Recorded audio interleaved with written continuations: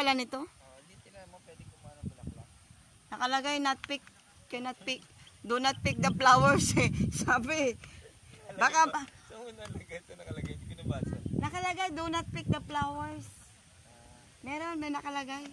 Pero baka malay mo meron silang seeds. Ganda nito. Oo nga, cute yan eh. Baka may bilihan sila ng seeds. Yung red lang naman yun. Yung type mo. Ako din, maganda eh. So yung iba meron dito. Very, yung iba ano na, yung kulay, yun lang dyan. Alin? Ayun. Yung ganito? Bawal na ipik eh. Bawal pick nakalagay. Do not pick the flowers, sabi. Tapos tatanong ka pa sa akin kung pwede i-pick ha.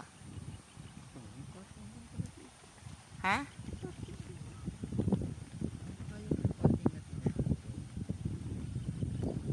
Siguro. Kaso nandun na tayo sa bungad eh. May agos ng tubig, meaning may ano? Sapa. Sapa? Okay. Yan. Sapa ba yun? Balls, gusto mo? Ayaw ko na, maluho ito si Kagawad. Ano sinasabing Pauls? Yan pala. Sa susunod talaga totoo. Yung sasabi ko ni Makas ng kaano ko, maangal ako na pagod, layo. Isipin mo pa si ano. Ano yan, dagat? Oo. Ano yun? Yung bay, dinadaanan yung highway.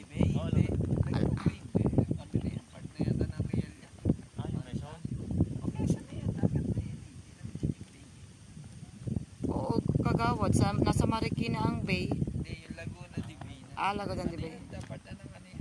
Kasi ano na yan eh. Palukban ano na yan, Palusena na yan, di ba? Yung sa ideya. Kagawad, huwag ka mapikon sa amin ha. Alam. Uy, bawal. Do not pick the flowers, sabi. May signboard, Kagawad. Ayun, alam mo ba yung signboard na yun? Yun. Yun.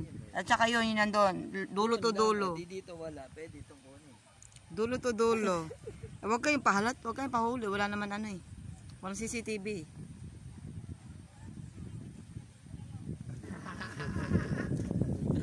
Dinig ba? Anong sinabi namin? Anong sabi namin? Rinig nga. Hindi naman kami kukuha eh. Nagtatanong nga eh. Pero maganda to. Unique colors. Yun. Ayun nga, may isa naman eh. May isa. Pero tinititigan tayo. Baka mamaya. Pero bakit? May bayad naman. Yun lang po. Loko lang. Ako isang focus na. Hindi ko na palalaguin eh. Ito no. Mama, ito. Dami mo, pwede bumili kasi farm to eh. Pwede yan, Roel, bumili.